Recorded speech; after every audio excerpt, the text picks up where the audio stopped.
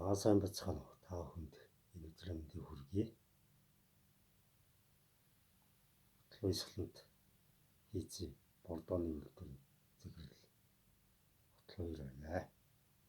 За та бүхэндээ манай үйлдвэрээс хийж байгаа хөтлөөсөлөнд хийцээ бордооны найрлаганд орж байгаа бионы хүрсэн талаар цуврал танилцуулгуудыг хийж байна.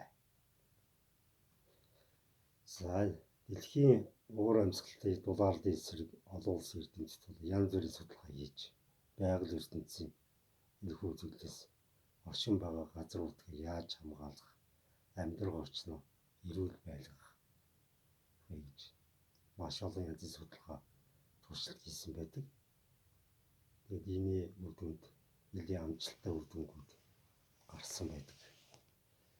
За бионы хүрсэн түүхийн хувьд аваад үзвэл бионы хүрсийг гаргаа авсан түүх нь бол одоо яг эрдэмтдийн мэдж байгаагаар бол Бразилийн Амазон бүрийн сав газрын дагуу амьдарч байсан уугуул нутгийн таньчид болохоор 2000 гаруй жилийн өмнөөс ямар нэгэн аргаар бионы хүрс үйлдвэрлэж газрын хөрс бордож байсантай холбоотойч эрдэмтэд тогтоосон байдаг.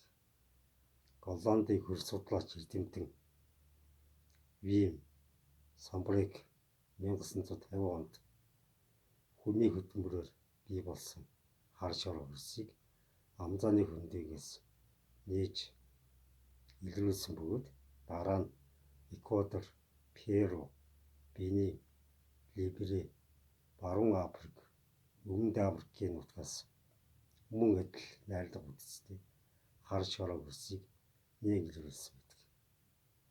Өмнөд Африк болон Африк ТV газар нутг нь ерөнхийдөө үржил шимгүй улаан шаргал эсвэл сахаарл хөрстэй ийм онцлог хөрстэй байдаг. Үржил шимтэй хар шороо хөрс бүхий бага хэмжээний газрууд хэсэг газар тохиолдох болсон. Үүнээс үүдээд яагаад энэ үржил шимгүй цөлдсөн бүс нутагт ийм хэсэгэн газрууд хар шороотой байдгийн бол ийм бүс нутагт байгаа цөөхөн хідэн хар шороотой газрын хөрсөнд яагаад нутаг нүүрс байна уу гэсэн асуулт урган гарч ирсэн. Олон төрлийн судалгаа шинжилгээний үндсэн дээр хүний хөдөлмөрийн үр дүнд энэ хар шороо хөрс үүсэн тогтсон бөгөөд ийм хар шороо хөрсийг бий болгохын тулд бионы хөрс холдог юм байна гэсэн дүгнэлтийг эрдэмтэд санал нэгтгэгээр гаргасан байдаг. Монголын түүхэнд судлаад үзэхэд бол одоо эргүүнээ гүний дом гэдэг гүн болгоо мэдэх баг. Энэ эргүүнээ гүний домг дээр гардаг